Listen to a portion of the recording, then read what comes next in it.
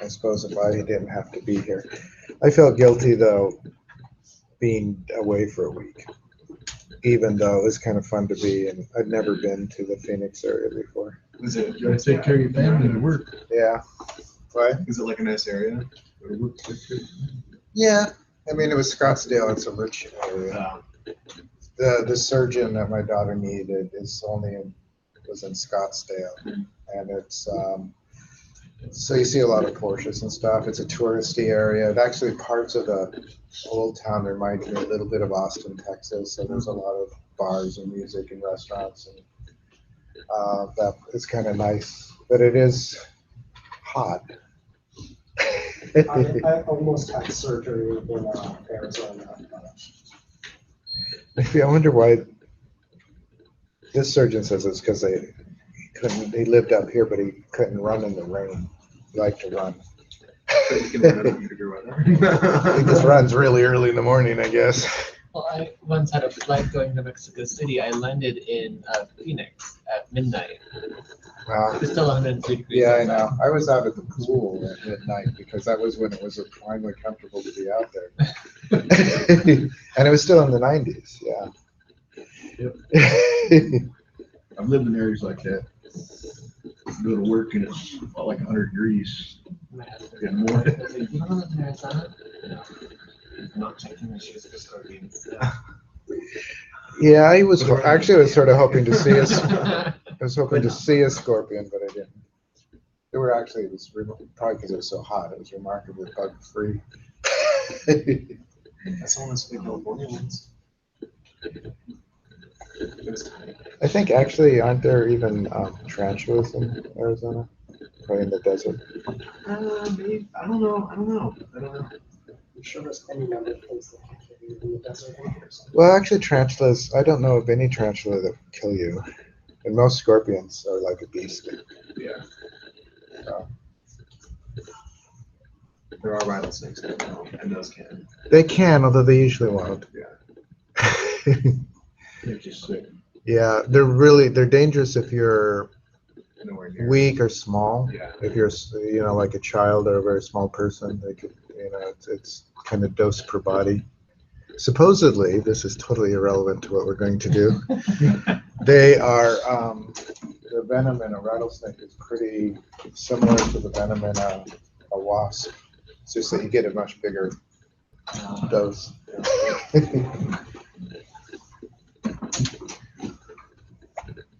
Okay, hi. So real quickly, while you guys get set up, I was kind of BSing, hopefully more people would show.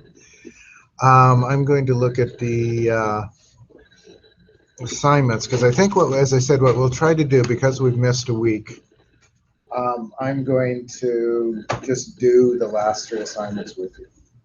Okay. And then that'll give you time to, if you're not caught up on the others, so it'll be Monday to work on things. And also, as I said, during finals week, I'll be around. The lab should be open most of the time. The only time it wouldn't be open is if Stanny or Nicole were having a final in here, and their final would probably be at their normal class times. Yeah, I know Nicole for my class there. She does usually the final. I heard them Yeah. last time.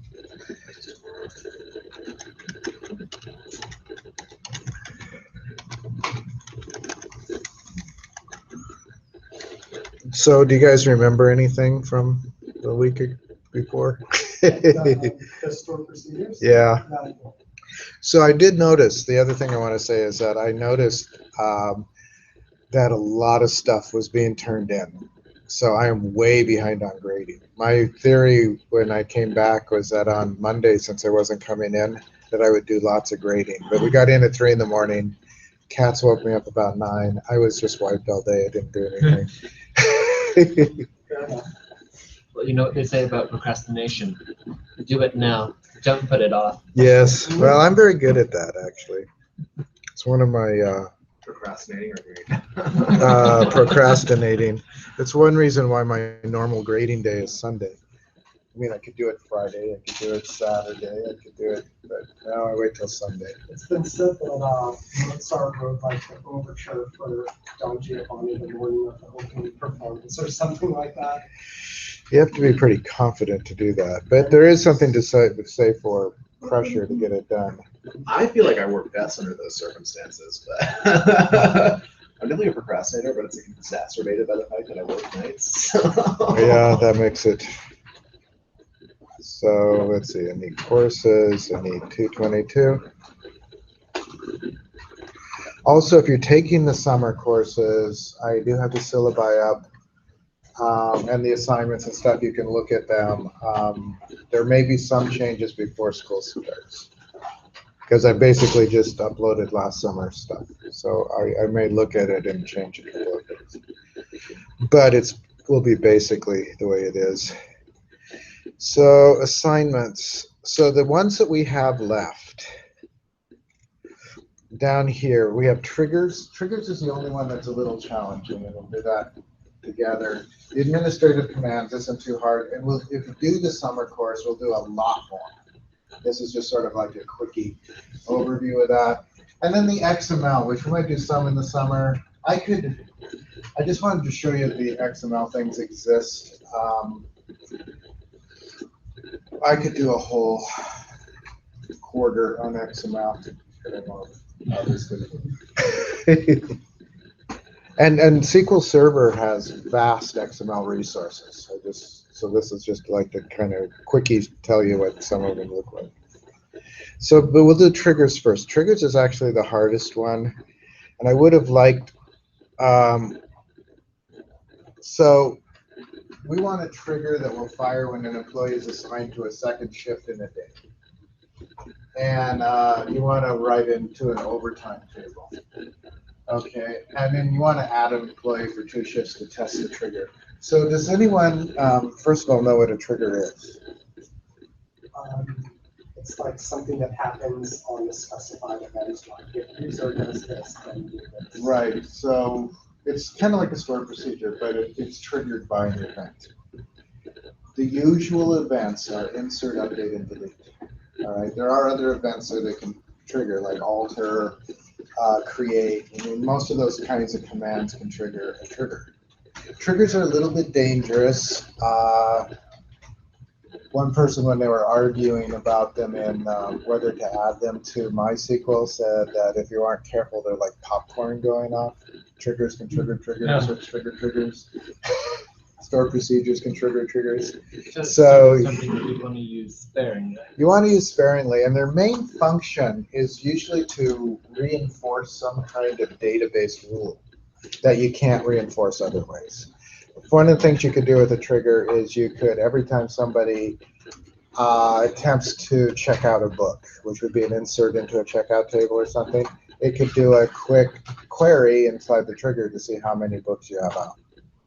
You know, and then if you're not allowed to have more than 20 books or something, then it could come back and say, sorry, you're at your limit. Right? A trigger could do that. So you can reinforce rules that you can't reinforce by just normal relational structure. Does that make sense? You can also use them for information, or one of the things which I may do as a sample first before we do the actual assignment, you can do things like block deletes. So you could capture a delete and maybe write them to a temporary table or something, and then have somebody inspect them before you actually delete them. It would give you a chance for an undo. Does that make sense? So, I guess I'll use Metro.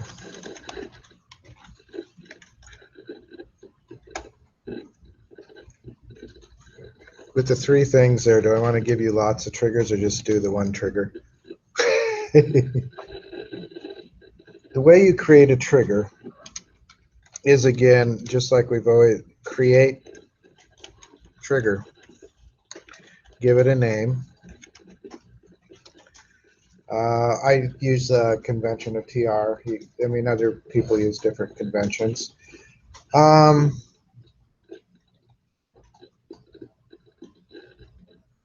what do I want to do? Trigger. Do we want to do a sample one, or do you want to just do the assignment? Start with the sample one, as long as it doesn't take like half an hour. Yeah. What? Well, let's do like a trigger. So we'll do it for, let's call it check delete.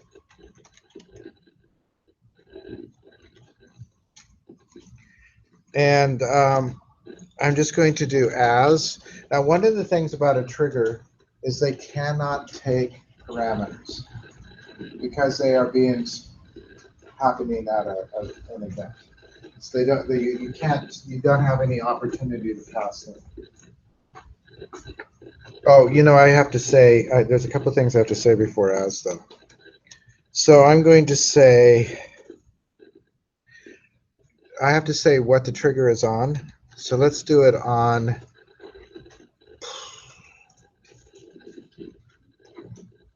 I need a table. What table do I want to do this on?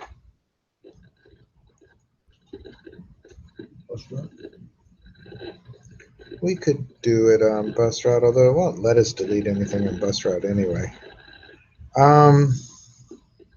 Stop. Anything that has a child table can't be deleted. Let's just, for safety, let's do it on maintenance detail. Because that's a table that doesn't matter a whole lot. Do I have any records in it, though? I think that's part of the assignment you do. You do, but did I actually do the assignment? I don't know. I might have to add a couple of records.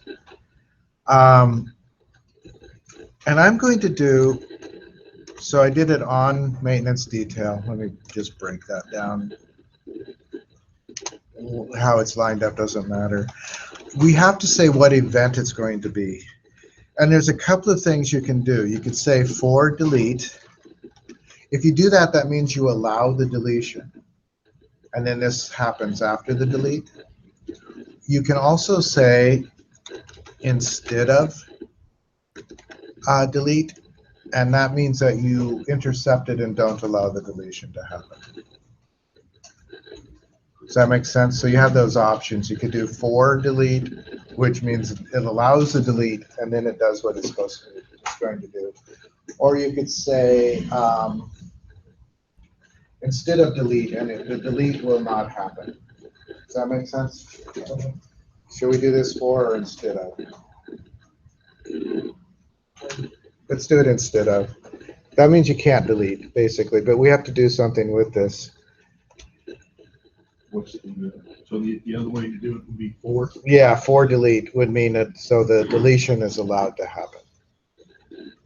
We'll do a for in the other one. We'll do it for insert, because when we insert a new shift. Are those the only two? There's also after. But after and for basically For behave. delete, after delete, or instead of delete. Right. For and after are exactly the same. I don't know why they have two. I mean, they do the same thing. They both allow it and then do what they're going to do after. That's true. The trigger is delete. So anytime you delete something, this will fire in this table. So here's the other thing. A trigger is always on a particular table. So I'm going to say if not exists, and there's different ways to do this, but this is one way. I'm going to say select name from sys.tables where, let me break that again, where name equals maintenance detail. Oh, actually, maintenance detail, let's call it deletes. Don't you like that really long table? Maintenance detail deletes does not exist yet, and those should be single quotes. I have been programming in other languages, so I have to get used to this again. So, Oh, do not do that. All right, begin. And so what I'm going to do, oh, I forgot the as up here. Oh, so we need two as's. Yeah. So inside of here where it says if not exists, what we're going to do is basically we'll create a table. So create table maintenance detail delete.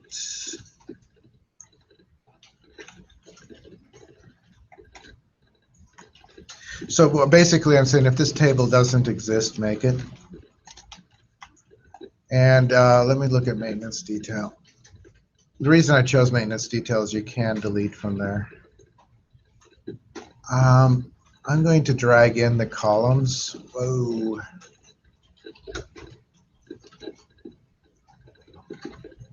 And I'll have to give them all types.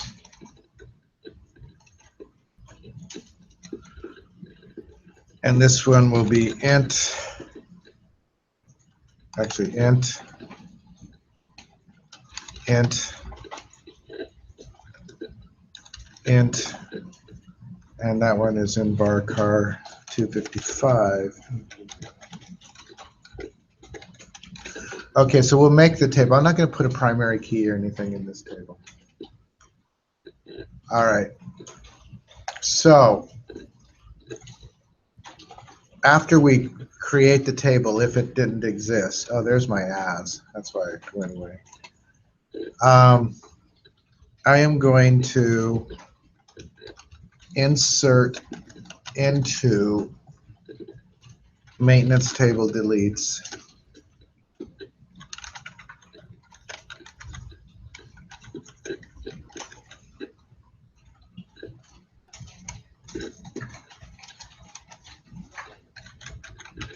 Okay, and again, the same column. So I'm just going to do a drag this over, and then I'll break this down just for readability. So are we? Is it so? Maintenance table deletes is a new table. It's going to be a new table, yeah. So we're doing maintenance. Okay, cool. So, Now you could.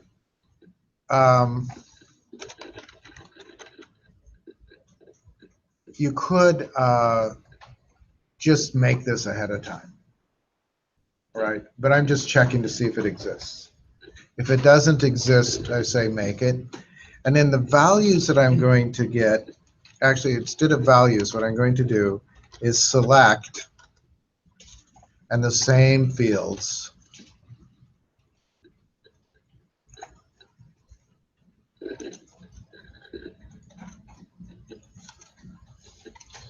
And I'm going to select them from deleted.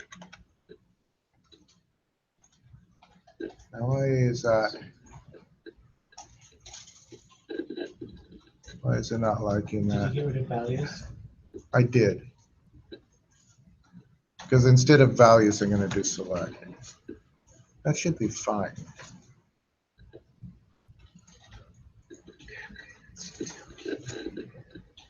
I think it's just that the table doesn't exist yet. Let me kill my phone. so you have a maintenance detail delete and a maintenance table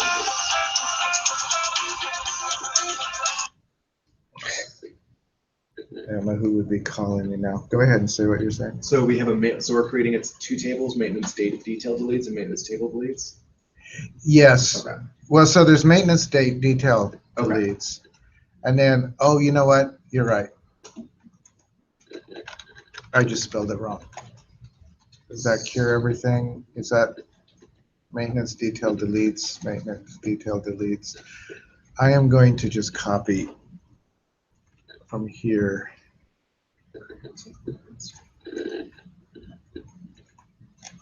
I always forget to silence my phone because nobody calls me. There. I spelled it wrong. All right, so from top to bottom, and then I'll let you do that. So I'm creating a trigger called check delete. on maintenance detail instead of delete. And I'm saying if it doesn't exist, if this table, the maintenance table deletes doesn't exist, make it. And I basically gave it the same structure minus the foreign key and primary key constraints. The same structure as the maintenance detail table. And then I'm inserting into that table that we just made if it doesn't exist. And what I'm inserting from, and this is an interesting point, is from a deleted table. Anybody know where the deleted table might be? Is it temp? It is. It's in the temp. Yeah, it's in the temp database. There's an inserted table and there's a deleted table there. You can use those because you're in process. Does that make sense? So I'm going to, let's see if this works. And then we'll do the one for the assignment.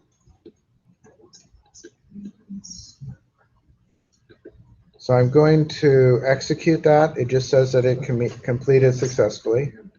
Now, if you have, how are you doing back there? Okay. So where this shows up,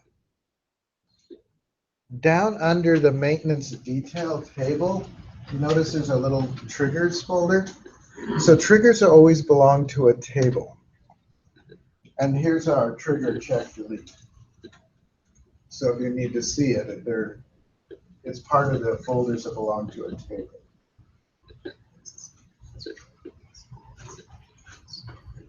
All right, so let's do, first of all, let me see if I have anything in maintenance detail.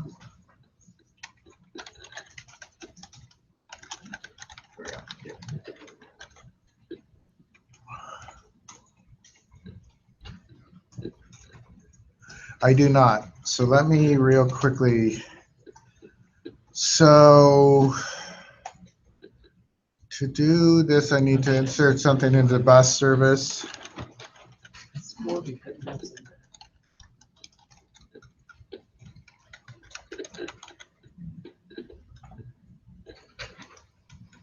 So I'm going to just insert a couple of records real quickly. Bus service, columns.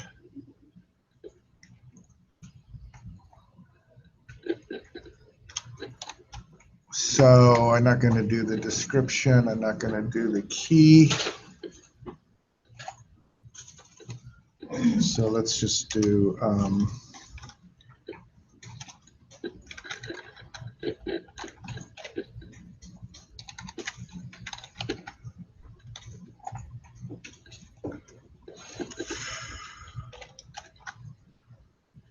I'm only going to do 2.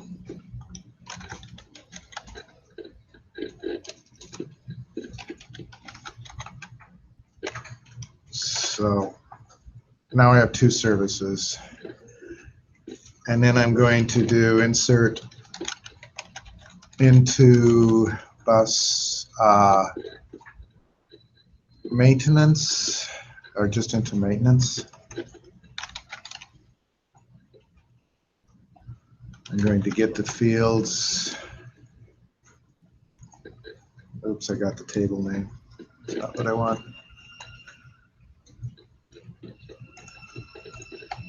Okay, so I don't need maintenance key. So I just need the bus key and the date. I'm just going to do 1. I just want enough to delete something.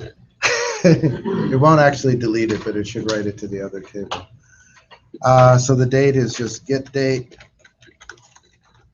And the bus key is going to be randomly 45. All right. And then insert into maintenance detail.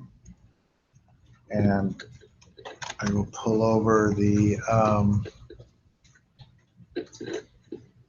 wherever it is, the columns again. Don't need the maintenance detail key.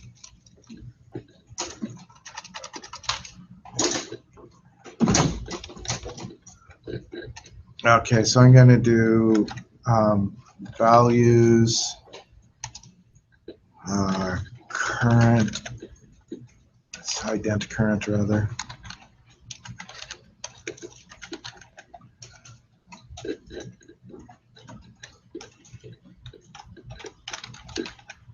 Remember ident current gets the current, it'll give me the, Misspelled maintenance. Highest number.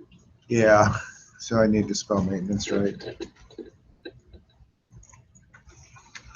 I don't know why I use maintenance as a name since I can never spell it. Bus service key, which I really can just do one or two. Employee key, I have no idea what employee is a mechanic. Did I say like 8? And then the maintenance detail note, I'll just say, so one is oil change. I'll just say that something like dry as a bone. Okay. So I think that'll work. Okay, so I have rows to delete. You don't have to do this part if you have data in those tables. I just did it. It's completely successful. Yeah, that's fine. You can add it. But if you don't need to, if you've already got data in those tables. My triggered in the book. There's nothing here that will trigger it yet. Did you try to delete something? No, I just You just got an can't. error near that if not exists syntax. If not exists. Oh, put an as on the screen delete. Before the if. Oh, I see. Right, you're wrong. Let me just, weird issue. All right, what's your word issue? Give me the red and then it terminated it. So the message is binary data would be truncated. That's just what I tried doing. Let's look at your maintenance. Just see the data types. Actually in the maintenance detail. Oh, you know what? Your notes are only one character. See how your notes? Just leave the note out.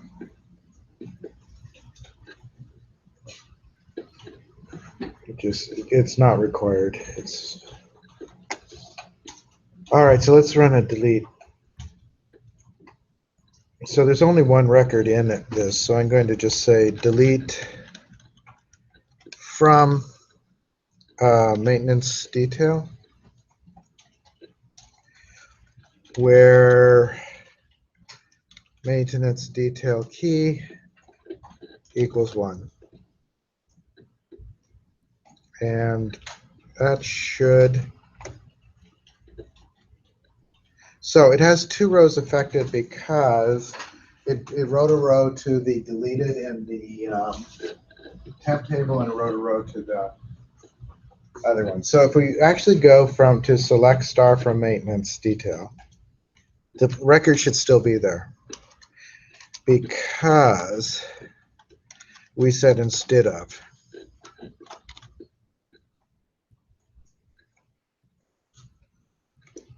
So the record is still there. It also should be in or select star rather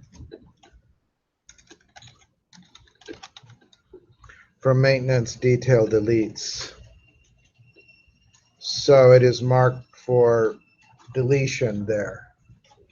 This is the deleted table. Looks just like the other table.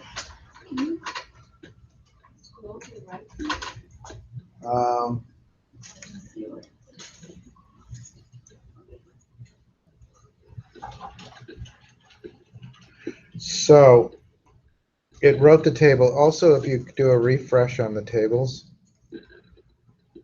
so let's go down to tables, refresh, you'll see that there is a maintenance detail delete table. And next time we run it, it won't recreate it, right? Because it'll just check and it'll see that it does exist. So So I don't know if you'd really want to do that exactly that way. You might want to allow the deletion to occur and then store them in another table where you can check them and restore them if you need to. Does that make sense? Let's do the assignment. Okay, so the assignment is for a trigger when a employee is assigned to a second shift in a day. So the way that you do that, we're going to have to what table would we go to? You guys know? I'm hovering. Yeah, so that's where they're assigned, right? Bus schedule assignment. Let's do a real quick select on bus schedule assignment.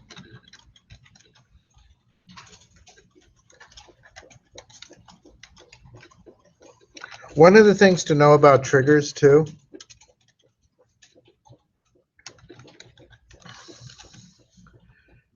is that they don't affect the data before they were created, right? So it doesn't go back through existing data and do anything with it. All right, so basically we've got a bus schedule driver assignment key, a bus driver shift key, an employee key, a bus route key, the date, and then the bus that they're assigned. And we can do it all on this table. The trigger will be on this table. So I'm going to create a trigger. I'm going to do a go, or it gives you that, the underlines. I'm going to create trigger, and I will do it as TR overtime, we'll just call it that, I guess, on bus schedule assignment. So I'm going to drag that in there just because assignment is another word I have trouble with. Okay, and I'm going to say on insert, or not on insert, for insert. So this one we will allow the insertion to happen. But what we're going to do is we're going to check the insert to see if they're working more than 8 hours on that day or more than one shift. Does that make sense? So I'm going to do as.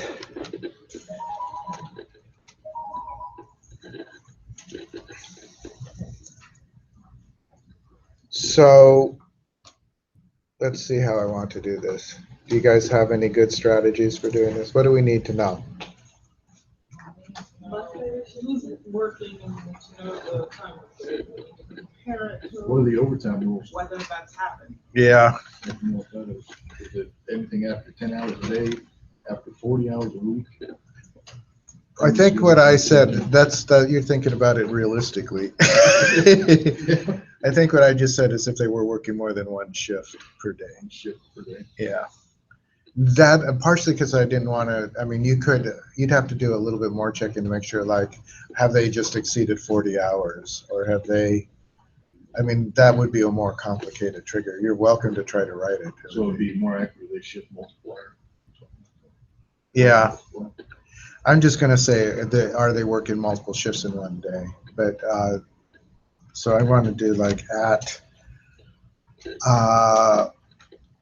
so it's for a particular employee, right? And I'm going to declare, oh, and I have to give this a type.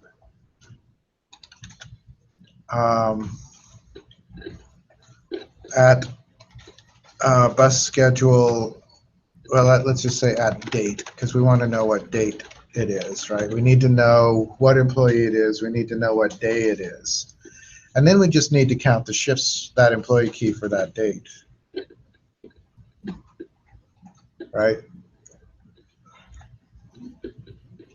So first of all, where do we get these?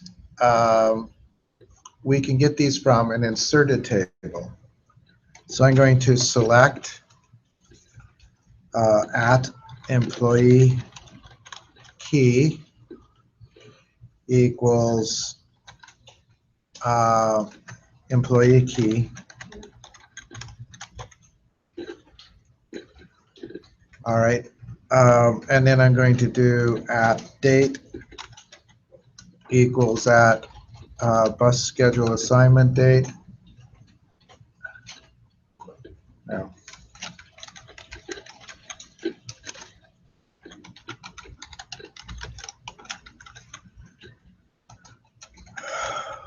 From, and what I'm going to get it from is actually from inserted. Again, it's one of those temporary tables that exists in the temp database. When you insert data, before it actually is written to the table, it goes into an inserted table. So you can intercept it there. You can figure out what the inserted values are. There are two tables. There's the inserted table and there's a deleted table. The deleted table keeps track of the original value before the deletion. And it also keeps track of the updates for the original values, as well as the changed values. So I'm going to do, so from inserted, we're going to get those two values. And then I'm going to do, let's declare another variable. I'll just call it at count int. I put it up there to have all of our variables together. And then I'm going to say select at count equals count employee key from bus schedule assignment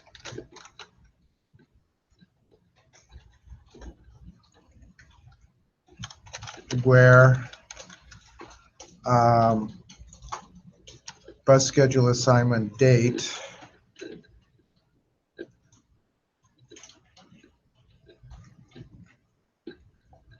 equals at date. So what we're doing is the date we're getting from the inserted table. So if we're counting how many times the key appears for that day, which of each one would be a different shift. Right? We could count something else. We could count the shift keys or something like that. If we don't want to count the shift key because it'd be different shifts.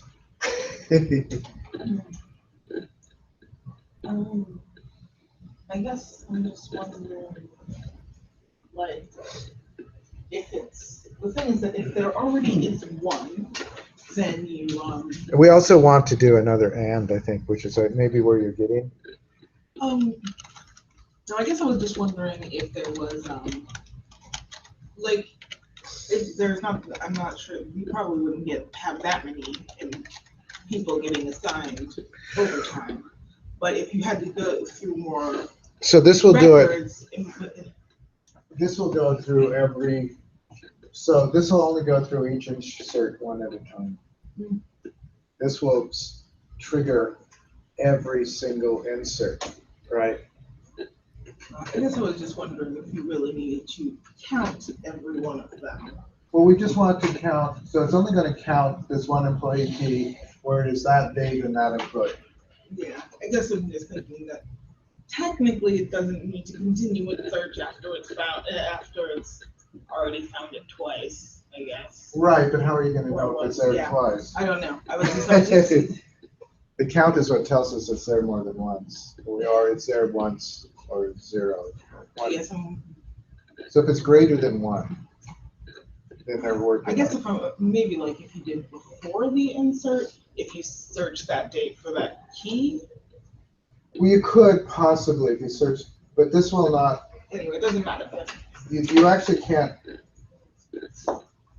I suppose you could do, if you did it instead of insert, then you could maybe,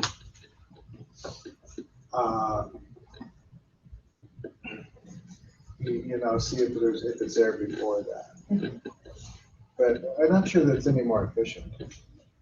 I figure in this case not, no, but in other cases you might have more records and more things that you have to do. But the thing about a trigger is it's not going to go through the other records. It's only going to go through the one that's related to the insert, right? So Yeah, but it still has to count. It has to count all of the inputs. for that one day and for that one employee. Yeah, I'm just saying.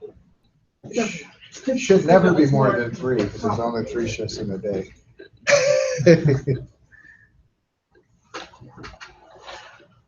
So I'm going to say if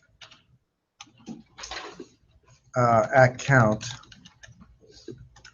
is greater than 1, right? So that more than 1 shift. Then what we want to do is we're going to build the table if it doesn't exist, and then we're going to do the insert into that table. So if the count is greater than 1,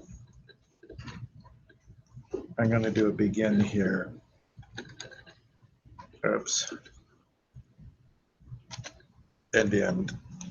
And then I'm actually going to do an embedded if. So let's indent it a little.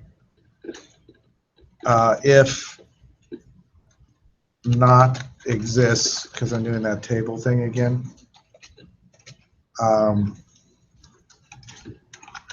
Select name from sys dot tables where, and I'm going to post these, so if you get a little behind, don't panic. From where name equals, what do we want to call this? Let's just call it overtime.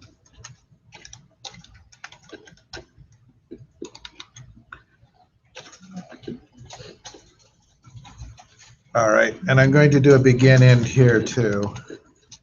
As I said, these begins and ends get to be annoying. They're just like curly braces, but they aren't just capitalizing it to be more. It doesn't have to be. So I'm going to create table overtime.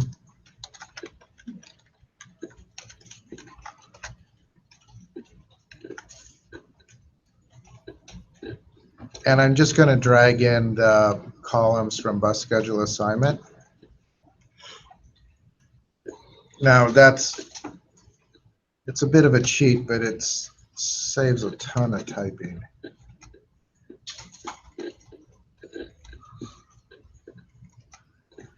All right, so bus schedule assignment key is an int. Bus driver shift key is an int. Employee key is an int. Bus route key is an int. This is a date. And this is an int. What table did you drag over? Bus schedule assignment. Oh, I didn't close the parentheses there. I will walk through this from the top in a second too.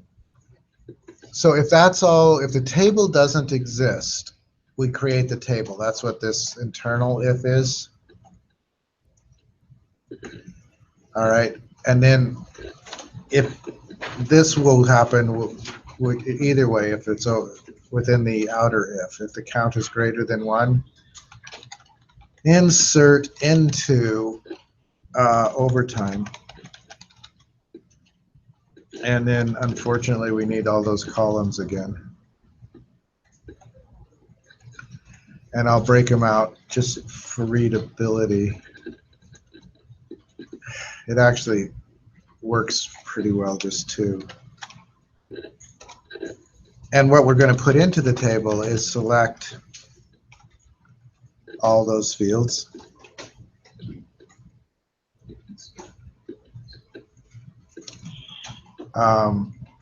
From inserted.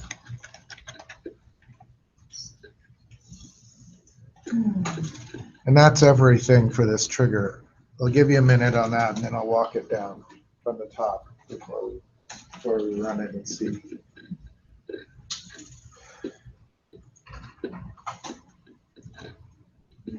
So the hard part about this, if you've done it on your own, would be to think through the logic, right?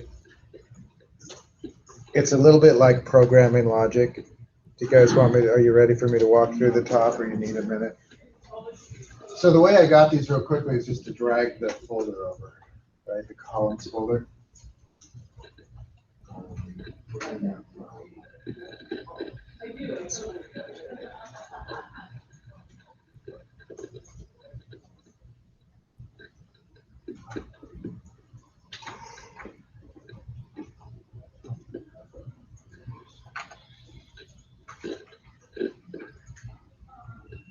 Got it? Almost. Almost.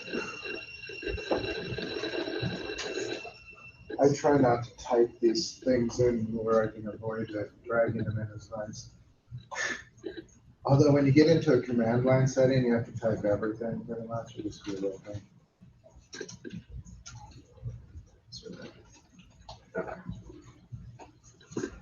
So I'm gonna walk from the top, and then we'll make it, and then we'll talk about it. So we're creating a trigger, we're calling the trigger TR overtime, on bus schedule assignment, and it has a DBO because it dragged it in.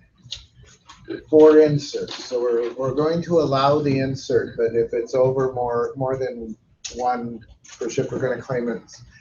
Even if you were doing more overtime, you could at least look at who's doing over shifts and then see if they qualify for overtime later. But you could do, if you wanted to write a more complicated one, you could. I made some variables, and how you know what variables, you'd have to think about the logic of what you wanted to do. We need to know the employee key because we need to know which employee is doing the overtime or working. We need to know what day it is because we're just counting how many shifts they're doing in a day. And we needed a count of how many shifts they were doing in a day. So that's, I mean, the variables are basically just based on that logic of what we need to know. Does that make sense? So sometimes it's a good idea, particularly if these are complicated, like if you were doing real overtime calculations, you would want to maybe write it out in pseudocode or just get the logic of it down before you actually start writing this. Because this stuff can be kind of hard to read. Now you can do line breaks and you can do comments, which is not a bad idea, you know, to break it out to more readability.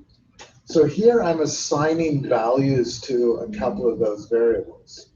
I'm getting the employee key and the date from the value that's just been inserted. Okay. So we're just checking for the date that's just been inserted, yeah.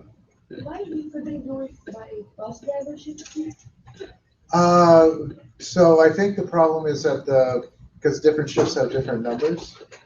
So what would you be counting? It would be, if they work shift 1 and 2, it wouldn't count both of those. Does that make But sense? we can compare it with by employee, like, or I suppose you could count it where it equals employee key. It probably would work. Yeah, actually. Actually, I think it would work. You could probably just count star. Actually. yeah, I'll try. No. Okay. Anyway, we want to do it for the data and the employee. This one is counting from the actual table. And this occurs after the insert, this trigger, so the insert has already occurred. Right, so if there's 2 of them there, it should be able to see that there's 2 of them. So this gets it from bus schedule assignment, and we're just checking what the count is. If the count is more than 1, that means they're working more than 1 shift. And then I just began, and this is the part, just if the table doesn't exist, you don't necessarily have to do this because you could pre-build your overtime table and just have it be there, right? But I just showed, you know, another if statement that you could use. I have inside the if, the outer if the count is greater than 1, make sure that the table exists. If the table doesn't exist, create it. If it does, we still want to do this. We want to insert into overtime. And we just list the fields, and we're going to get the values from insert it. Because all of this only occurs if the count is greater than 1. Does that make sense? As I said, it's sort of like just, this is where SQL starts to look like a programming language, except that I think that it's a particularly ugly programming language in some ways. Isn't it officially a programming language? It is, but mostly it's not procedural. This is more procedural. So mostly it's, just return this data or summarize this data. It's not so much do this, do this, do this. But in stored procedures and in triggers, it's started to look more like a procedural language. In fact, Oracle calls its, particularly the ones that apply to triggers and stored procedures, it calls it procedural. It says I have a syntax error, and I think it's a bracket issue. I just didn't know. Am I closing this bracket right here? Put a print operated. Oh, that's right. Thank you. All right, cool. Perfect. Thank you. Okay, so mine built. That's when it says that it completed successfully, it means it built. Doesn't mean it'll work, it just means it built. Triggers, like other things, some of them take a lot of testing. And typically what you need to do if you have to test them a lot is you have to just do an alter and then try them again and again. Did yours not work, or? Oh, you just making, okay. So let's do a quick insert. So I'm going to insert into a schedule assignment. And again, I'm just going to drag, well, let me put the parens here. I'm going to drag the columns over. It just makes it so much easier. Now, we do not want to do the bus schedule assignment key because that's an auto number. Okay, so I'm going to do that. I need to give it some values. So bus driver shift key, let's say it's the first shift. Employee key, I don't know which are drivers and which aren't, but I don't care. Data consistency not being very good anyway. Bus route key, 23, I don't know. Bus assignment date will be today. What did you remove? I removed the key, the very first field, bus schedule assignment key. Here's another thing that is probably not consistent. I don't know that bus 4 does route 23. You can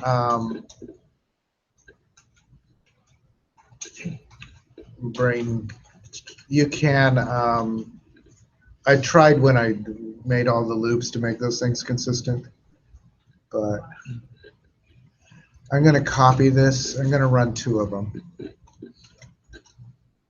Well, actually, so first we'll just run the one.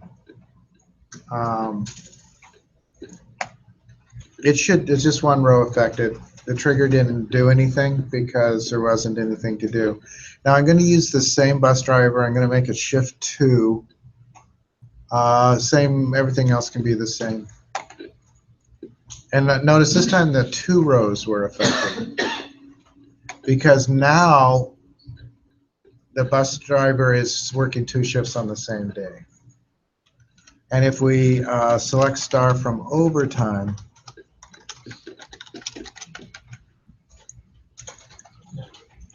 we'll see that it listed them as working an overtime shift as having 2. It didn't do it for the first one because that was the only one shift, but it did it for the second because that was the second shift for the same employee. Now, if you were doing this for a real bus thing, you would want a much more complex. But they could be using this to. They could just be capturing this. Okay, they worked a double. They worked a shift. And then a separate. And then a separate thing they could determine if they're getting overtime paid. The other thing you could do, what? It's a, oh, I don't, I was, yeah, it's right now it says expect conversation. Yeah. Not sure what the conversation.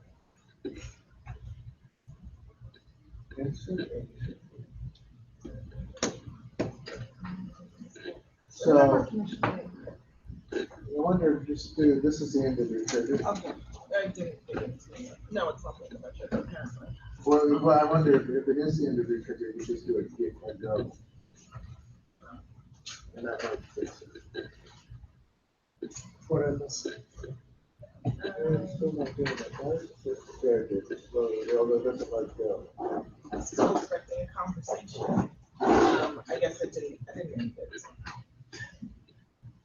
All right, so we got begin. And begin. That actually looks pretty cool.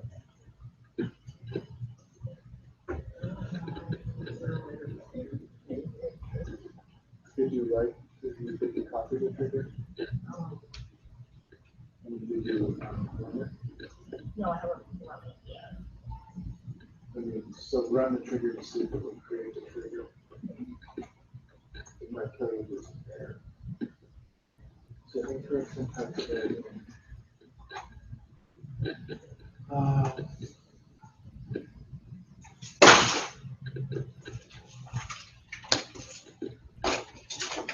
Oh.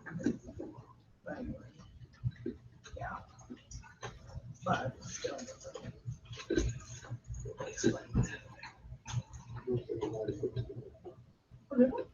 No, it's so good. That looks like end is correct. Like, these are, that's ending in F. So actually, so there should be a begin after the first list. I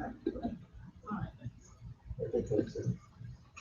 And maybe what they're talking about of a conversation is that a begin needs an end. It's a weird way to say it, though. All right, so this is the assignment on triggers. Any questions? You probably do have questions. Yeah. What? Okay, good. Okay, good. So, Oh, the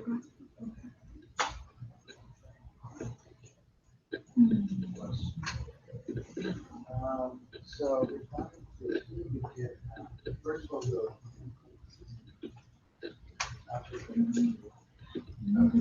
Yeah. And do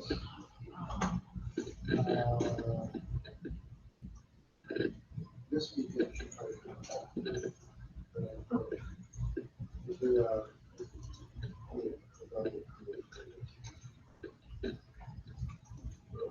yeah, just no.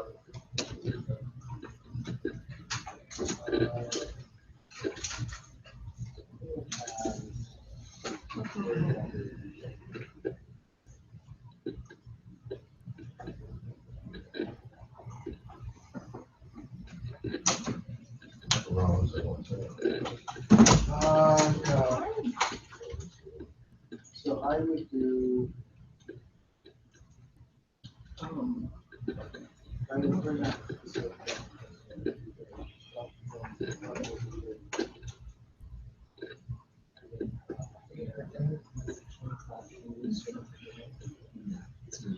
Okay.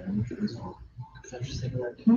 Yeah, no, because all the last 3 assignments due today, we're gonna do. So this will be all you have to do today. Okay.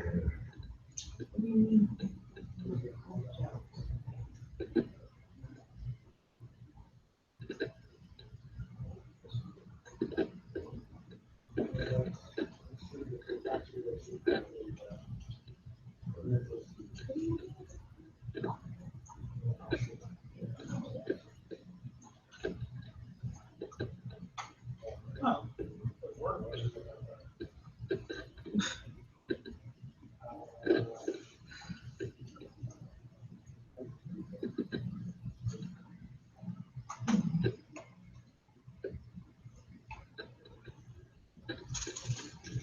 As a companion for my episode, I've engaged and read it.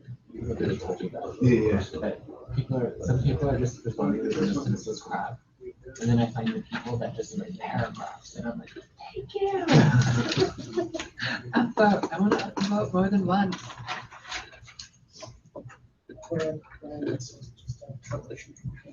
Oh no, Reddit. That's because I'm already approaching people and talking about our project to get So make sure that the UI is open on and touching it until fall. I want to make sure that the UI has some thought into it. So let's do, are you guys ready for the next one? Yeah, Is that the entirety of the triggers assignment? it is. I think. It's just one trigger, right? Yeah, I think so. I think I did it. I thought this was hard enough. If you'd had to do it on your own. Yeah. All right, so let's do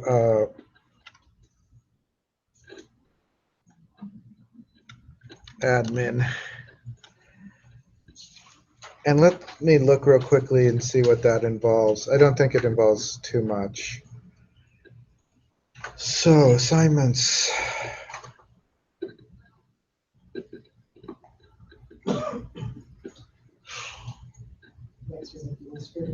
Mm-hmm.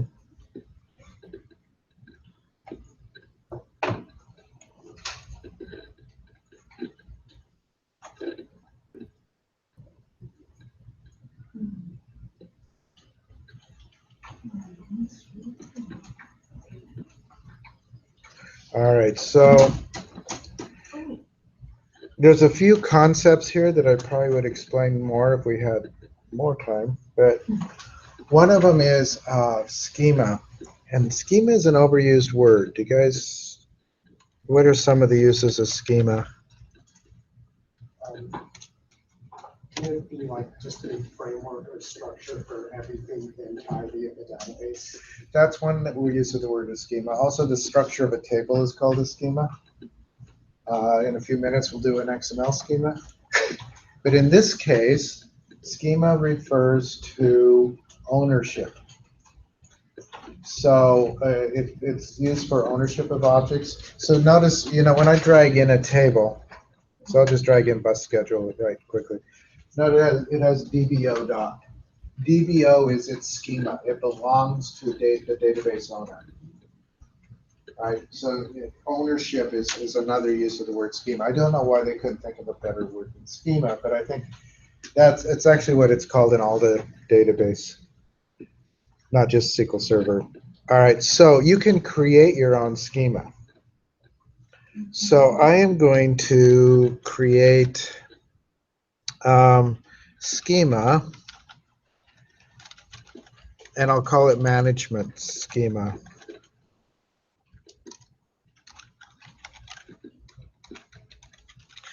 All right, so what we're going to do is we're going to create objects. So I'm going to create this schema.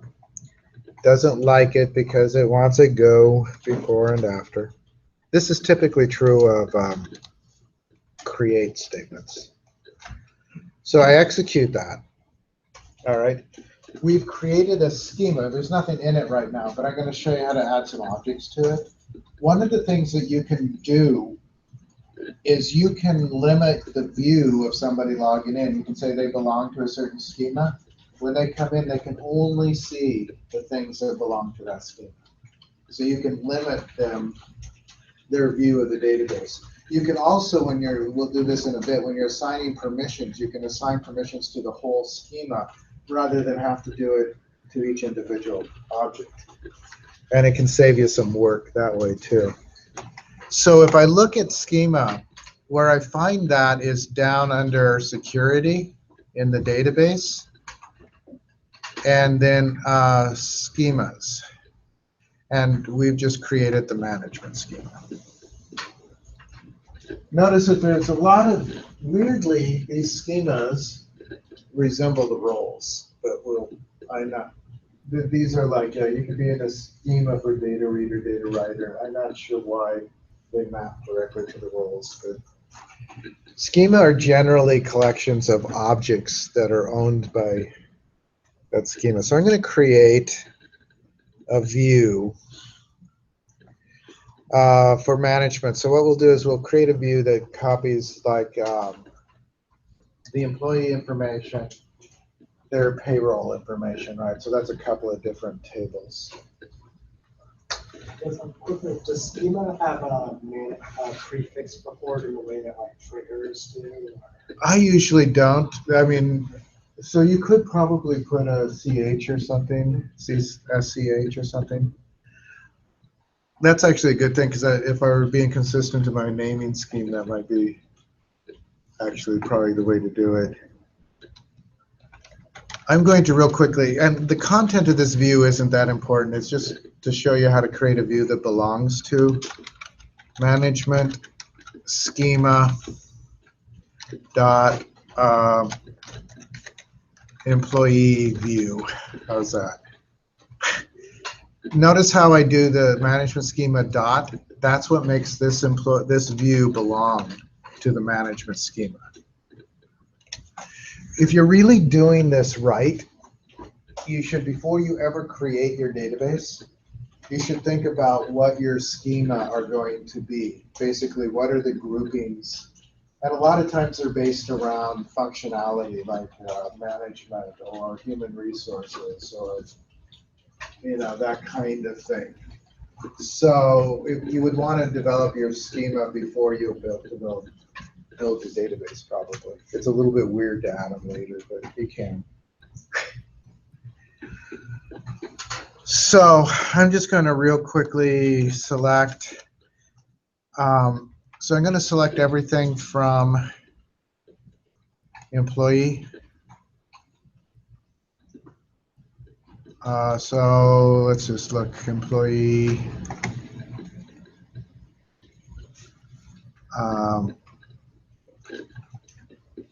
And then I'm going to, I guess, in a way that could be sufficient, because this is just to show how this works. This is from employee. Yeah. I just brought in all the fields from employee. If they're bringing all the fields, could you just put a star on it? Well, I actually in a view it won't allow you to do a select star. Will it? Maybe it will. That might actually be a simpler way to do it. I thought you had to name them all, but a select star might work. See if it works. I think I have done that before now that you say it. It allowed you to create it. Yeah, it doesn't have So if you just want to do select star from employee, that's okay too. So I'm going to create this view. The one in the assignment is more complex, but it's not, the point isn't the view. Now, when I look under views, so I'm going to go down to views. We've got management schema, employee view. You probably have other views because you did assignments. Most of my views that I've made for you were in a community assist. But notice it says management schema.employee. And you could have as many objects that belong to management schema as you'd like. Let's do one more, but I'll use the star strategy. Create view management schema dot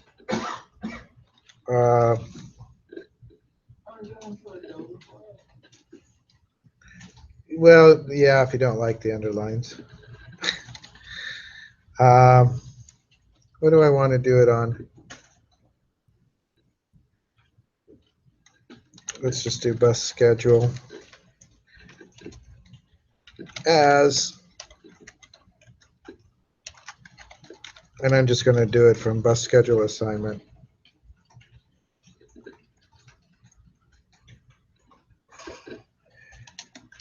And I'll create this view. It's not a very, I mean, your views should have more logic to them, but when I refresh views, there's now 2 of them there for management schema.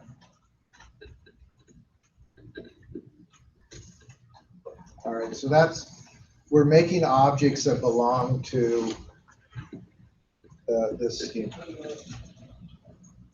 So we're executing this. Yeah, go ahead and execute them. Just Separately or together? doesn't matter. Uh, As long as there's a go between it, it should allow. If there's not a go, it won't.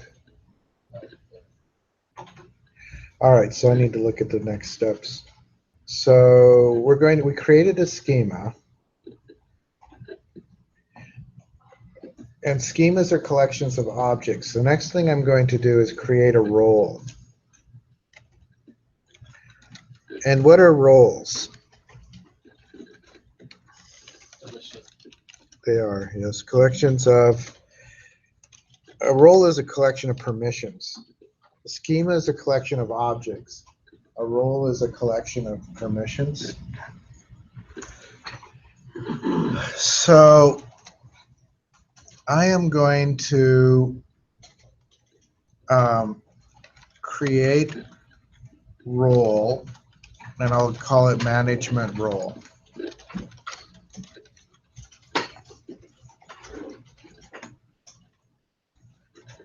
All right, and again, if I go down to security for the database, there's a thing for roles.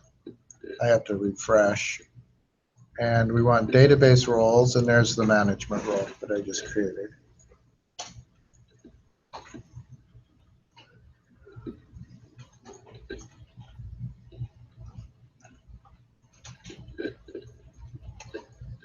So I am going to grant select insert update on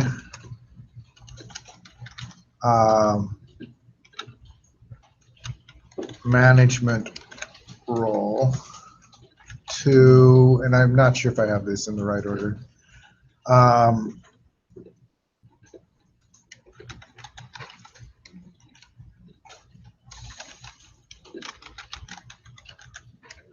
If this doesn't work, it could be just to management schema.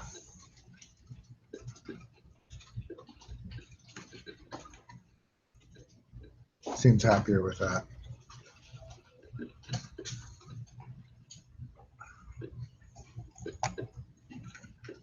No.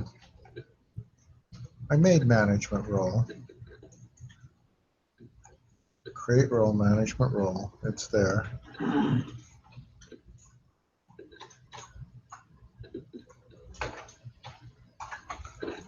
Oh, I know it.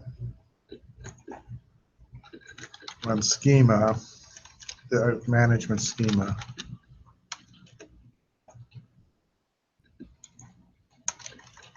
To management role. I knew I needed that double colon in there. Let's see if this works. Yay, okay. So I'm granting 3 permissions, but I'm granting them to the whole schema.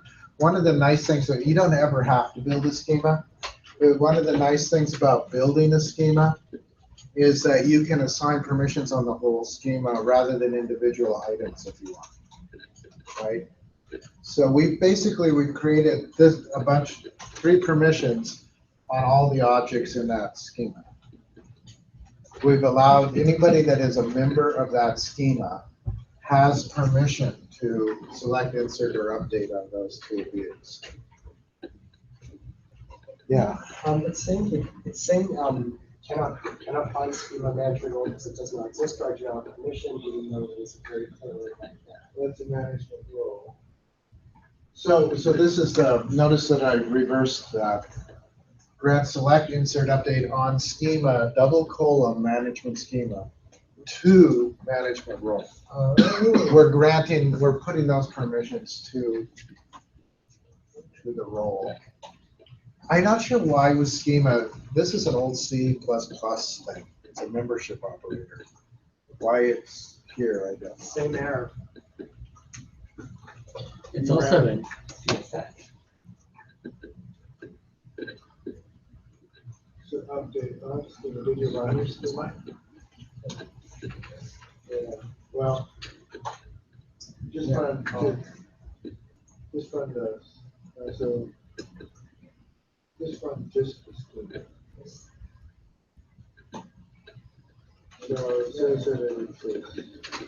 All right, so run, oh, this needs to be schema.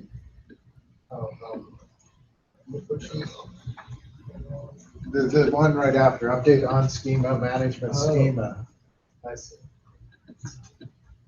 Okay. We're walking through, as I said, in the summer I talked through this a lot more, which could give you more sense. I'm going to, we've created a schema, we've created objects that belong to the schema. Now I'm going to create a user, and then we will create a, so we're going to create a login and a user, and then we'll add the login to, or the user to the schema. And then we'll try to log in as that person, which is a little bit of trauma. Worst case scenario, XML will have to finish next time. We may make it. So there's two levels for the users. There's login, right? A login to the server, and then there's a user at the database level. There's two main kinds of login. There's a Windows authentication, right? And then there's a SQL Server authentication. Windows authentication, your Windows account is mapped to a SQL Server login. That's actually Microsoft's preferred way, but it only works if you have Windows machines. So if you're coming in from a Mac, Active Directories can be used, so you can map Active Directory users to SQL Server, and you can map Active Directory roles to SQL Server and give permissions to that. Does that make sense? Or groups, rather, Active Directory groups. So we're just, now we're going to do a SQL Server login because it's easier on these machines, because otherwise we'd have to log out of our we'd have to re-log in as a new user. We'd have to create the user and etc. So I'm just going to do a SQL Server user. SQL Server users basically do username password, which isn't as secure, but is sometimes necessary. So I am going to create a login, and I'm going to give the login a name. Who do we have in our database that's a manager? I think I gave a name, right? No, new employee. Create a login for a new employee who holds a manager position. Okay.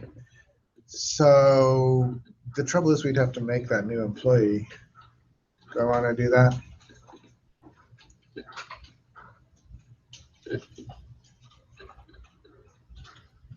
Well, I guess it doesn't matter. They don't have to be in the employee list. Anybody have a good name for a login? Login. Login manager. Login. I'll just log in. You can do whatever.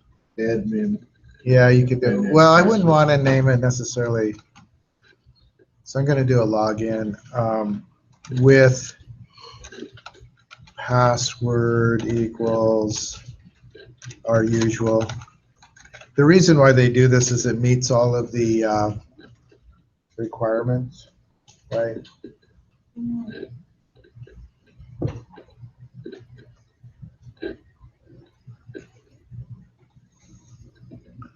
I'm going to do default. I think actually I want a comma there. And I'll just do down here default database equals. Now I don't know if this needs to be, and I think it's default underscore database. Seems to be happy with that. Okay, so that's a login. And that worked. So if you go down to, notice there's a security folder. I'm going to close it in the database. But there's also a security folder down here at the server level. Logins are server level. And when I do logins, notice that there's a login as Conger. I mean, again, if you want to do, so this is at the server level. Right now, this person, me, if I were to log in under as Conger, can connect to the server. And they can connect to the database, but they have no rights or privileges. They can't read anything. They can't write anything. They can't do anything. All they can do is create a connection. So that's in the This is main security folder. Yeah, this is in the main security folder for the server. Not the security folder within the database. Right. Now we need to make a user that maps to the login. Right, so we've created a login to the server. Even though I gave them the default there, if we go up here and look at users, there's no user as Conger. Right, in this folder. So there's no, it doesn't, even though we said that this is the default, there's no user in there yet. So I'm going to add a user. I'm just going to say create user. It can have the same name.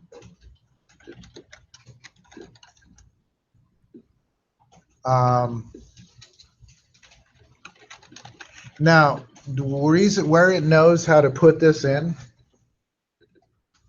is the context. We're in Metro Alt now, so it knows to put it in Metro Alt. Otherwise, it wouldn't. And it's smart enough to know that a login goes out to the server, the master, even if you're in a context. So when you say create login, it doesn't try to write it as a user. It writes it to the server. When you say create user, it uses whatever context you're in. So whatever database you're in. These could be different or they can be the same. Right, the names. Username and login. Right, they are separate objects, but they could be typical. A lot of times they're named the same. If you want to, we could change one to user or something. But if I execute that, and then I go up here and refresh, there's now a user as Conger in here, and that user will be mapped You to didn't the specify server. a password. Actually, you always log into the server. The password is at the server level, and then it just passes you through to the database. As just the user. Yeah, I don't have a user. So the authentication is folder? happening. Yeah, that makes sense. right. You have to go up to the security folder at the bottom. Oh, that one. There's a security folder in the database, and there's a security folder at the. Right. So you always log into the server, and then get passed through to the database.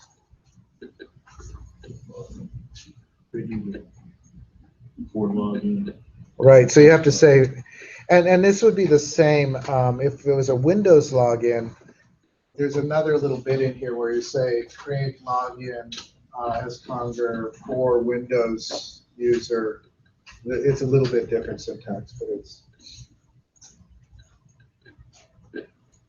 So we've created the log, but still the person has no, I mean, my login has no permissions. So let's assign them to, we could assign them to the management role, right? So we could give them the default schema. We don't really have to. We could just give it to say that they're. Is there a default schema DBO. That contains like the default permissions?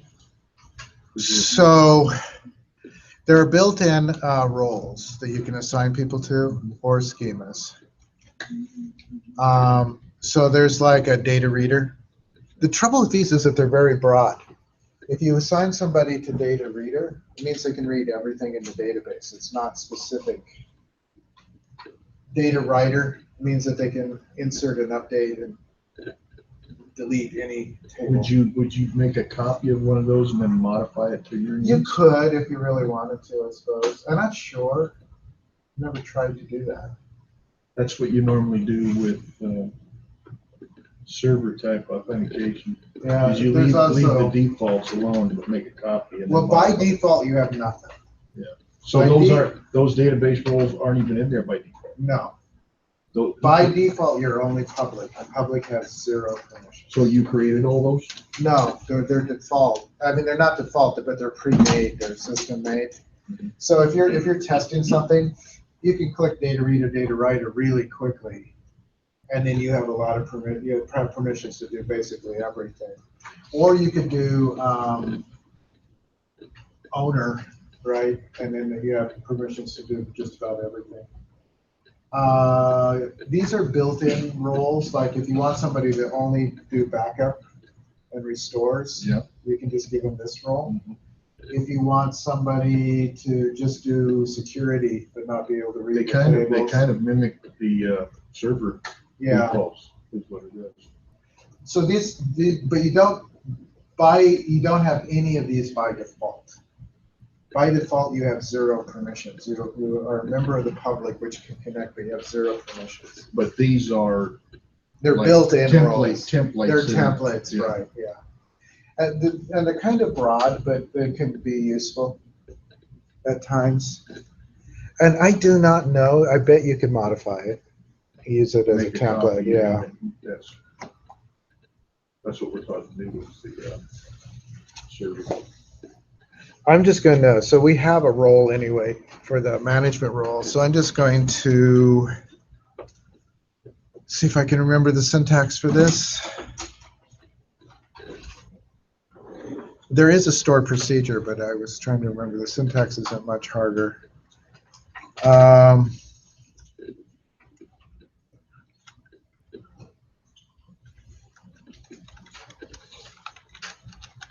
I think it's just add as conger because only users can be.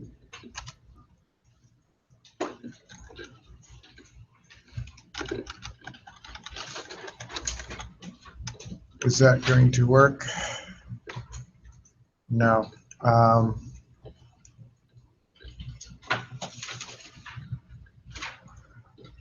I'm trying to remember. Well, let's just use the store procedure. So execsp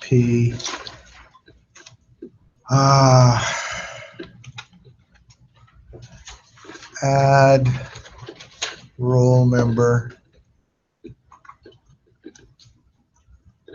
So we need the role name, which is management role.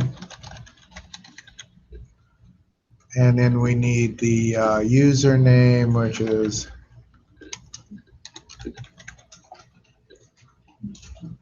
so this is one way to do it. There's a way that's not too hard. There are, I think I've told you before, there are built-in stored procedures for everything. And this is stored procedure add role member. But as I said, the syntax for actually doing it isn't all that difficult. So we've added sconger to the role. Now, that means that sconger has the permissions that the role has, which means that they can select and insert and update through the views. That's the only roles they have for the management scheme.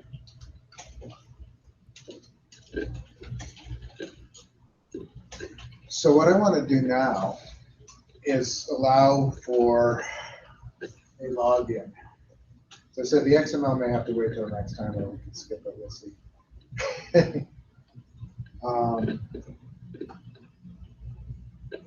We may get there because we're pretty close to this. You guys got it? That store procedure, yes. Okay. So there's a couple of things that I have to do, and I am going to do what? It seems to think I didn't put in a, oh, never mind. Sometimes the IntelliSense is a little slow. So I am going to cheat a little and I'm going to right click on the server, and I'm going to go to properties, just because it's a pain to do this part in SQL. One of the things I'm going to do is I'm going to go to security, and I'm going to change from Windows to SQL Server and Windows. This doesn't make it so you can't do Windows authentication, but it allows SQL Server mode as well. If I don't make this change, it will not allow me to log in. What did you click on? Pop on it? So security. Well, So I first- right-clicked on the server. So I'll cancel. At the very top level, the server. Yeah. I'm going to right-click on the server. I am going to go down to properties, and then I'm going to go to security, and I'm going to change to SQL Server and Windows Authentication. I'm going to do OK. And it's going to tell me that basically it won't work until I restart the server. Is that a good best practice to have Windows and SQL? It depends. It really depends on how your system is structured, but what kind of access you need. So even from the internet, there's a Windows user you can use. There's an iUser. But if you need something finer tuned than that, you might want to use a SQL Server. Or if you have a really mixed environment that are connecting, if it's not all Windows machines, but yeah, so you may need to use the SQL Server. So I'm going to do restart. I'm going to go right click on this, come down, and I'm going to restart my server. If you do not make this change and restart the server, and there's all sorts of dialog boxes to approve. The changes will never take effect, and your login will fail. And it doesn't tell you why it fails, it just fails.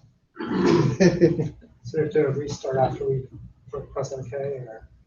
So you do OK, but the way to restart is not, one of the things to know too, closing Management Studio does not restart the server.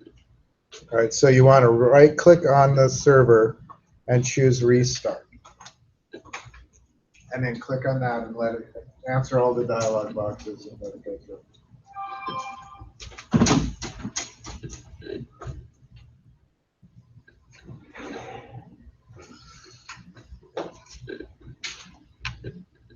Got it here, said unable to restart. Why?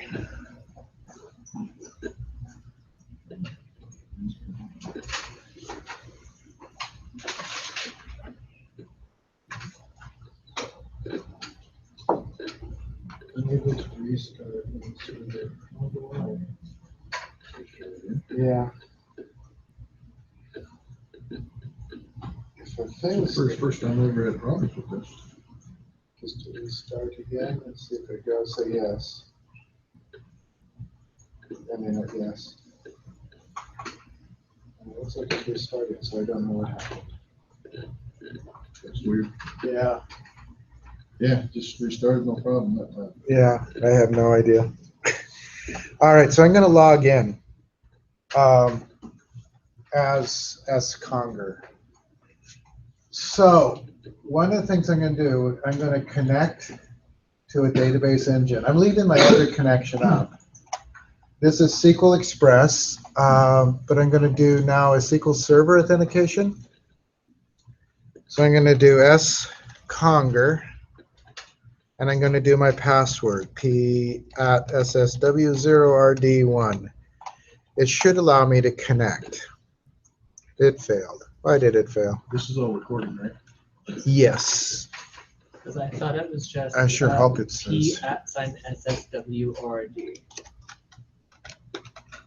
That's it. So yeah. So I'm failing. Why am I failing? Look at the thing behind you. What did you put in for your password? Oh, I didn't put a 1 in there. There we go. I win. That works. Yeah. That's weird. Here's a, P at SSW. Is there a space? No, it's not a space. No, it's just lowercase p, all P letters. at SSW. Oh, ORD. You won too. Are you doing zero? You kept hitting zero? I kept hitting 0. I did that whole time. I meant to, actually, that's what I meant to type there. All right, so notice I have 2 connections. One of the things that can get really confusing, and this is, Wow, yeah. you can have multiple connections and multiple things going at the same time. Notice down here it says Steve, somewhere it says query SQL Steve Express. 52. Yeah, Steve 52. So that's still there with admin privileges. So if I go to like databases, Metro Alt, if I right click and do a new query, this one has sconger 55. All right, so this window is now hooked in to here. If I open Metro Alt and I look under tables, I see no tables because I don't have any permissions on them. Under views, I see the management schema ones because I can. Now I didn't make myself member. I could have made myself a member of management schema, which would actually have made this easier, but I didn't. So I can do, if I do like select star from employee, okay, so that's an underlying table. Say I knew it existed. It tells me that the select permission was denied. I don't have permission on the employee. I can do, and I think I have to do the whole schema because I didn't make myself. If I do the management schema employee view, I can see all the employee information. And I should be able to update it. Let's do, I see. You can't select though? Yeah, I selected. Not from employee, I can't. We gave him permission on the role has permission on the schema, but only on the schema. Right? So I can select from, as long as it belongs to this schema, I can select. And I could update. I'm just going to copy this. I'm just seeing the McDonald's here has a capital C, so let's do set employee last name equal Mc. Where, and actually I could do horrible things here. I'm not sure I'd really give where employee key equals 490. And that just happens to be where my top of my list is. It should allow that. One row affected. I come down here and go down to 490 again. I find mine at 490. Actually, let's just do where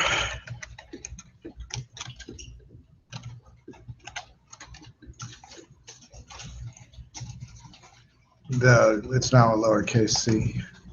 So I can do the update, I can do that.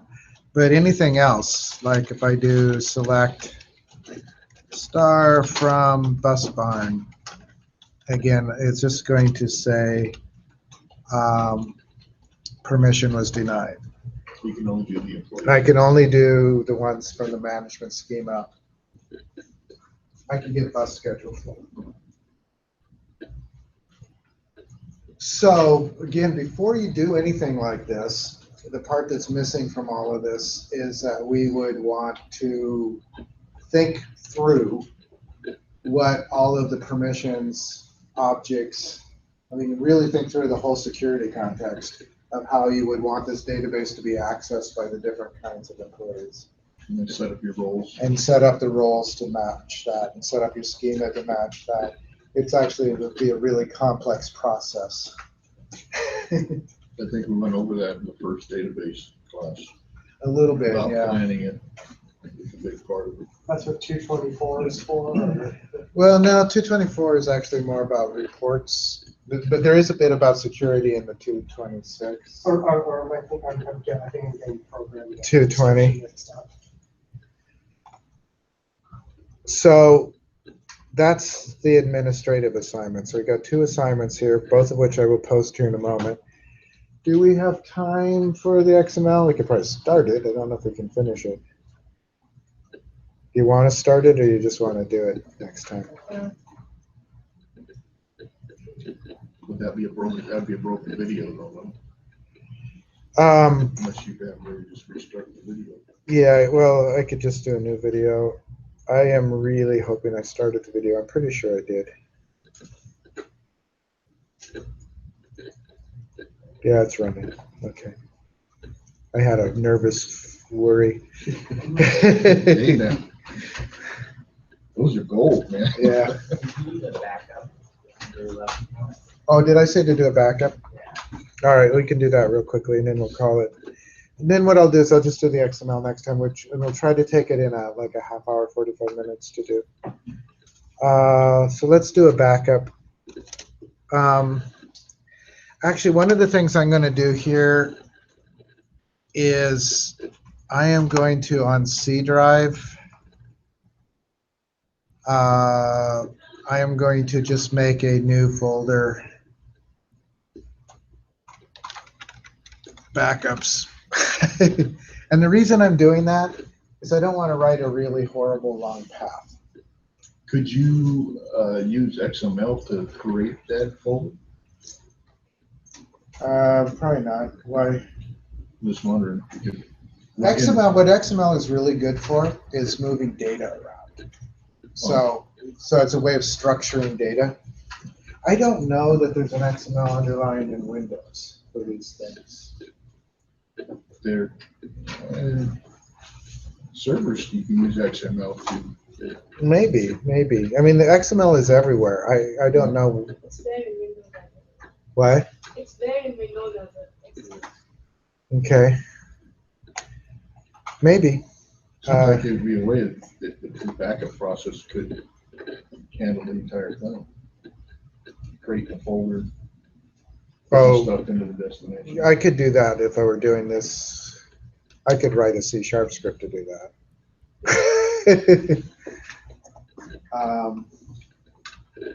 You could probably write a stored procedure to do that too, although I'm not sure.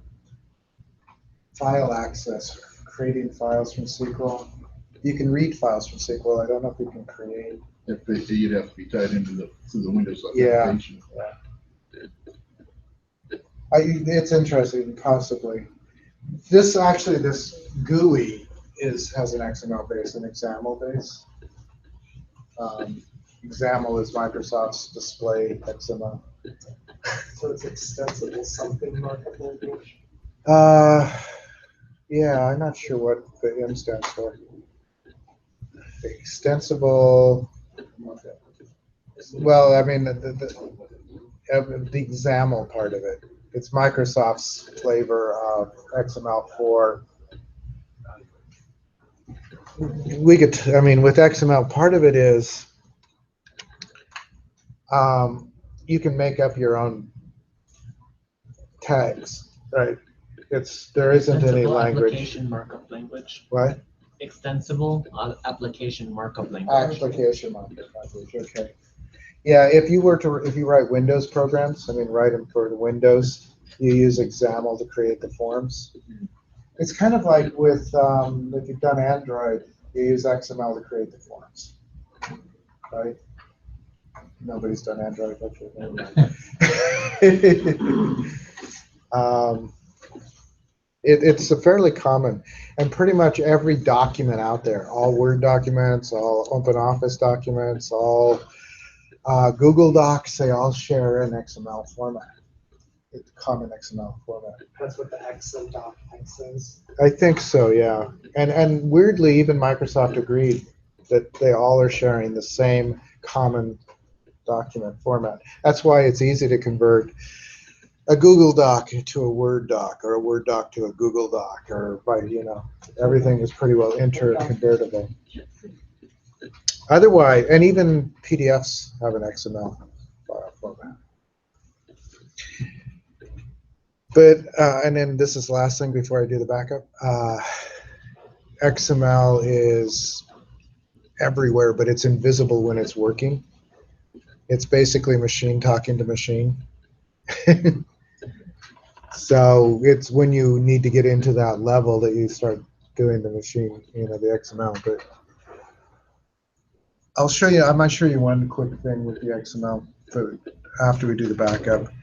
So I'm going to say backup Metro Alt to disk, and I'm doing this from memory, so I think I have to say backup database, because you can also back up your log.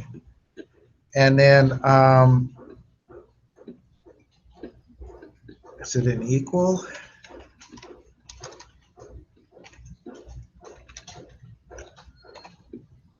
That should be a colon. And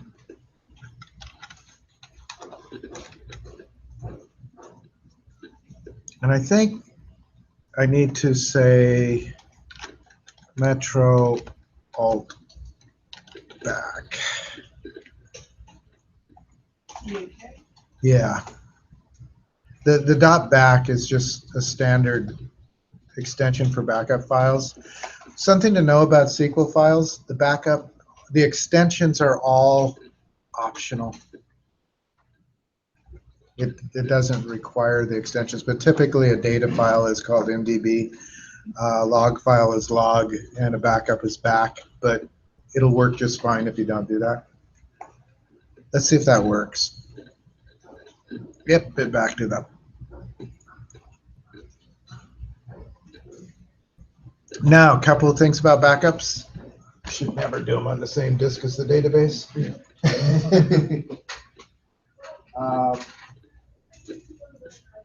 It can take a lot longer if it's a much bigger database. If you want to restore is a little trickier.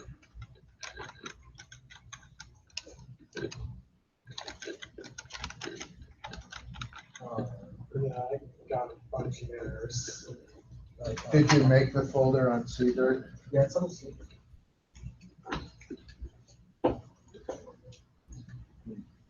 Oh, you're trying to go to OneDrive. Oh, it doesn't work out. I see. That should be a I thought that was also stored locally. I think the OneDrive local is a hidden drive. I mean, a hidden file. Okay, restore database.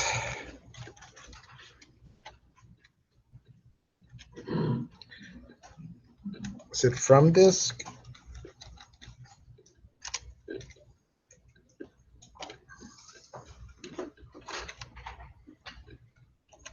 I'm a little nervous of doing this.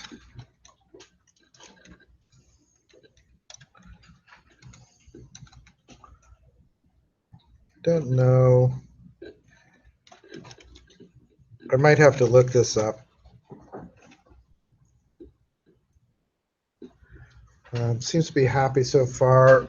And I think the other things, and we do this more in the summer, there's lots of different kinds of backups. So you can do a full backup. So this is what I didn't do here. This is a full backup. But if I said with init, it would have guaranteed it was a full backup. And then you can do partial backups after that, so you only back up what's changed.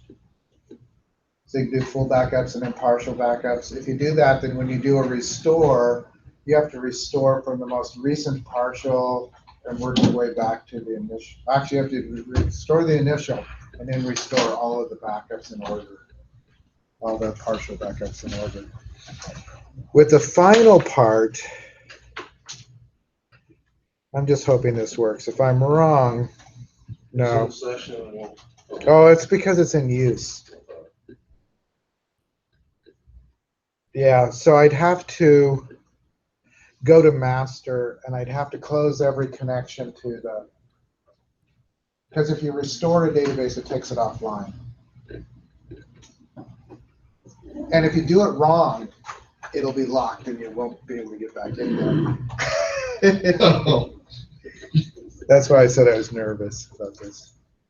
But it's this is the basic, I mean, the basic restore, there are lots of arguments that we could add.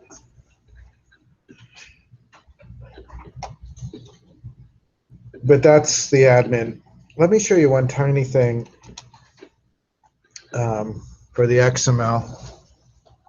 And then we'll see about finishing this. I'm just going to do select star from employee. I don't know if I want everything in employee.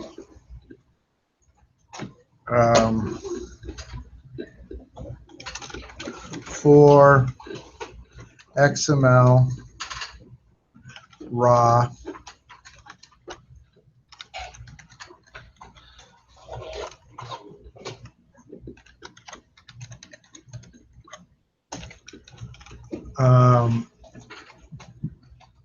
for XML raw with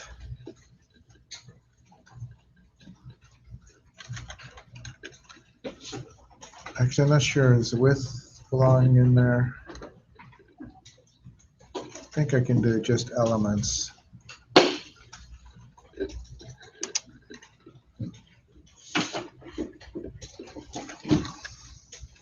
The order may matter here.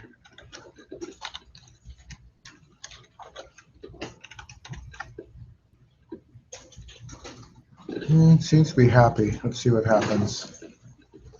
All right, so I just took the table employee and I turned it into an XML document, just like that. Oh, cool.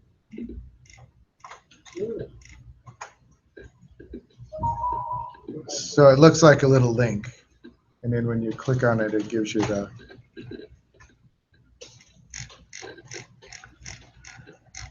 And the nice thing about XML is you can transfer it really easily to another database or to a C# program or to something like that.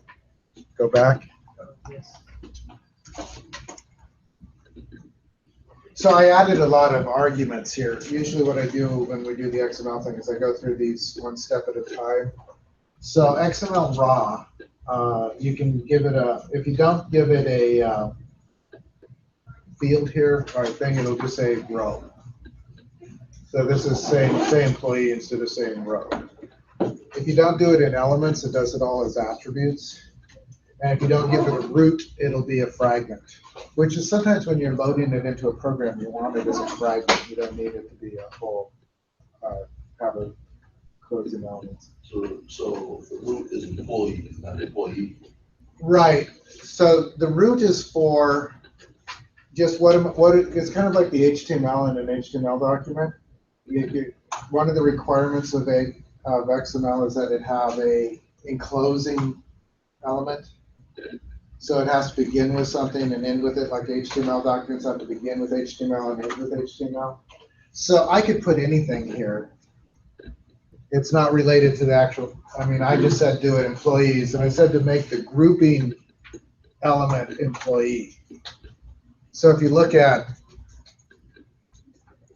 this, at the very top it says employees, and then it has employee, and then it has all the fields inside of employee. If I didn't say this, this would be gone. This would just be row. These would be the same. And then it would end row. And if you want rows, that's fine. So that could really be anything you want. Yeah, and so raw is the simplest form of this. There's also auto. Raw, basically what I just did with raw is about as far as you can go with raw. There's auto, which allows you to do deeper embedding. So you could have like all the shifts for a particular employee would be embedded. So you'd have the employee name and then all their shifts, and then you close out the employee and close out the shifts and close out the employee, and then go to the next one and do. Then you could do all sorts of neat embedding. And then there's also a thing called explicit, XML explicit, which allows you to create an XML document explicitly by assigning each field to its own element. That link that it created there, can you hover over that? Will it show the entire? I don't think it'll show the entire, will it? No. It just says click to show in XML editor. What is it using to generate that title? Oh, I think it's just a random number. I think it's just a, Not that part, the line, there in line 1. This? Yeah, that. I'm not sure what it does to make this into a link. I'm just wondering where it's drawing its text. When you get back to the previous view. Oh, so there's tabs up here. Notice how this says XML, that says XML, but this says my process 52.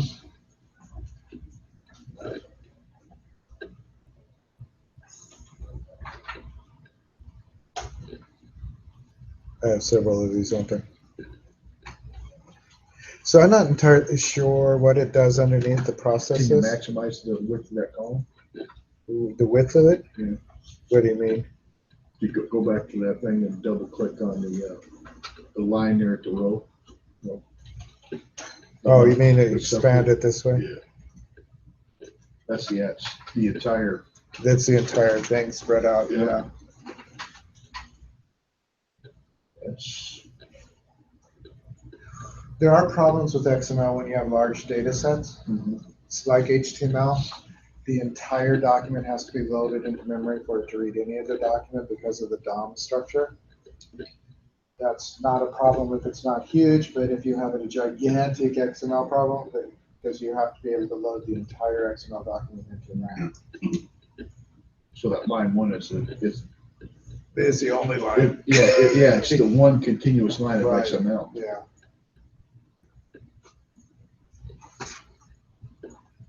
And then when you click on it, it puts in a more. When you readable- click on it, I think it runs it through whatever its internal.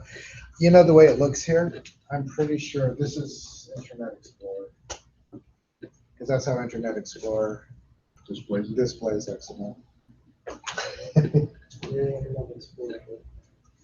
One of the problems, and that we're done, but one of the problems with that Microsoft had when Europe wanted them to remove Internet Explorer is it's integrated into everything in Windows. It's File Explorer. Yeah, it's the File Explorer, it's everything in Windows. You could remove the internet browser, but you can't actually remove IE because it's integrated into everything in Windows.